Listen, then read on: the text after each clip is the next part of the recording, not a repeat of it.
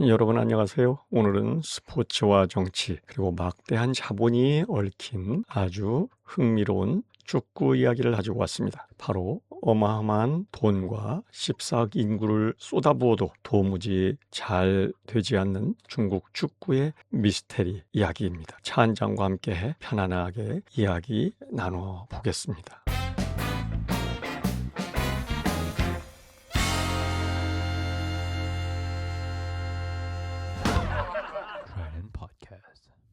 축구팬 여러분, 2026년 월드컵부터 본선 진출국이 32개국에서 48개국으로 대폭 확대되었고 아시아의 활약이 돋보이고 있습니다. 이변이 있어야 재미는 더해지는 법이죠. 이 확대 개편에서 가장 큰 수혜를 본 대륙이 바로 아시아입니다. 기존 4장이었던 직행 진출권이 8장으로 늘어났고 플레이오프를 통한 9번째 진출 가능성까지 열려 있으니까요. 우리나라의 승패를 떠나서도 매우 흥미롭고 박진감 넘치는 지구촌 축제인 셈입니다. 상황이 이렇다 보니 막대한 인구와 아낌없는 자본을 축구에 투자해온 데다가 축구에 남다른 애착을 보이는 국가 주석을 둔 중국으로서는 사상 2번째 본선 진출을 이뤄낼 좋은 기회를 잡고 싶어 했습니다. 하지만 현실은 전혀 달랐습니다. 중국은 오만, 인도네시아, 심지어 팔레스타인보다도 낮은 순위를 기록하면서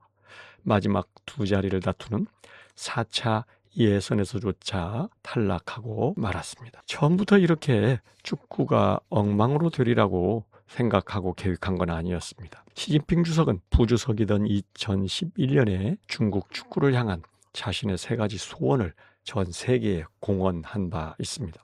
1.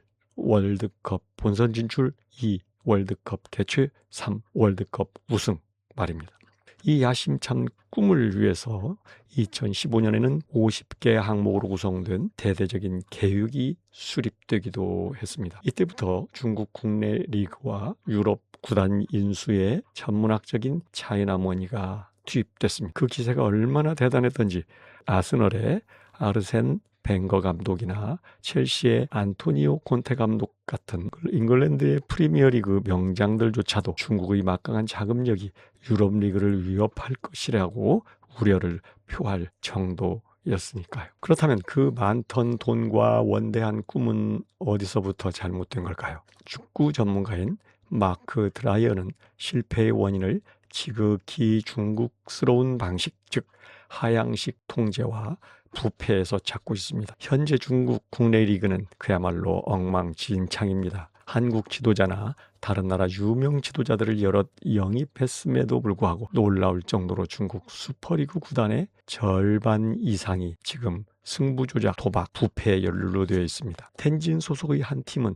시즌 10경기를 치르고도 승점을 플러스로 돌리지 못하는 웃지 못할 촌극이 벌어지기도 했습니다. 여기서 흥미로운 대목이 있습니다. 중국은 물적 인프라를 구축하고 고품질의 전기차를 생산하며 일부 신기술에 대한 집중 투자 결과 많은 성과를 내기도 했습니다. 위로부터 아래로의 지시와 투자 모델은 방금 말씀드린 분야에서는 잘 먹히고 있는 것 같습니다. 하지만 축구에서는 오랜 노력과 대규모 투자에도 전혀 효과가 나오지 않고 있습니다. 이 현상은 중국의 애니메이션, 영화, 대중예술 같은 문화 산업에서도 마찬가지입니다. 전문가들은 축구 문화가 성공하려면 약간 무질서하고 유기적인 형태로 동네 커뮤니티에서부터 상향식으로 발전해 와야 한다고 말합니다. 권력이 통제를 풀고 아이들이 자유롭게 여기저기에서 공을 차는 환경이 필요한데 모든 것을 표준화하고 감독하고 감시하고 곧바로 성과를 물으니까 축구의 숨통은 조여지게 됩니다. 이 방식이 그래도 개인 종목에서는 통하는 것 같습니다. 그러나 단체 종목에서는 거의 먹히지 않고 있습니다. 상황이 이렇다 보니 본선 진출이나 우승은 고사하고 남은 희망인 월드컵 개최 꿈마저도 아득해져 가고 있습니다. 대륙별로 개최권을 순환하는 피파의 정책을 고려할 때 중국이 현실적으로 월드컵 개최를 노려볼 수 있는 가장 빠른 시기는 2042년 정도라고 합니다. 그때가 되면 시진핑 주석의 나이가 무려 89세가 됩니다. 지금으로 봐서는 자신이 물러나고 싶을 때까지 그 자리에 있을 것 같으니까 그 무렵에도 최고 지도자 자리에 있을 수 있겠죠. 뼈아픈 건 축구를 대하는 중국 지도부의 태도입니다. 2017년만 해도 피파의 잔니에 인판티노 회장이 중국을 방문했을 당시 시진핑 주석이 직접 만나서 개최 시기를 논의하기까지 했습니다. 하지만 2024년 인판티노 회장이 다시 중국을 방문했을 때 그를 맞이한 건 국가 주석도 부주석도 아닌 차관급인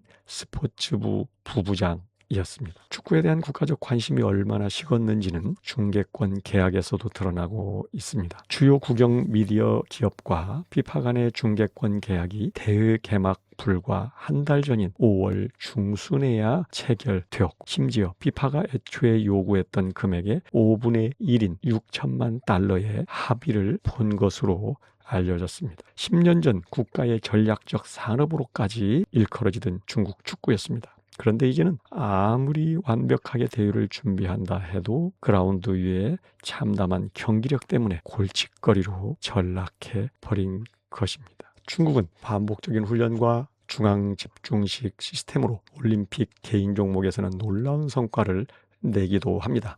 하지만 즉흥성과 예측 불가능성, 상호 협력과 팀워크, 그리고 깊은 풀뿌리 기반이 생명인 구기 종목 중에 하나인 축구, 이런 분야에서는 이런 기계적인 훈련과 투자가 결과를 만들어내기는 어렵다고 말하고 있습니다. 이 씁쓸한 이야기의 진짜 패배자는 안타깝게도 열정적인 중국의 축구 팬들입니다. 2023년 베이징에서 메시가 이끄는 아르헨티나와 호주의 경기가 열렸을 당시 티켓 수요는 하늘을 찔렀고 경기장의 열기는 2008년 베이징 올림픽을 떠올리게 할 만큼 매우 뜨거웠습니다. 어느 나라 국민들보다도 중국 인민들의 축구에 대한 짝사랑은 대단하다는 평가를 받고 있습니다. 오랜 노력의 결과 실망한 지도자들과 관료 시스템은 축구를 음연하고 있을지 모르지만 중국 국민들은 여전히 축구를 진심으로 사랑하고 있는 것 같습니다. 돈으로 명장과 스타 선수를 살 수는 있어도 동네마다 길거리마다 자연스럽게 피어나는 진정한 축구 문화와 열정만큼은 지시와 통제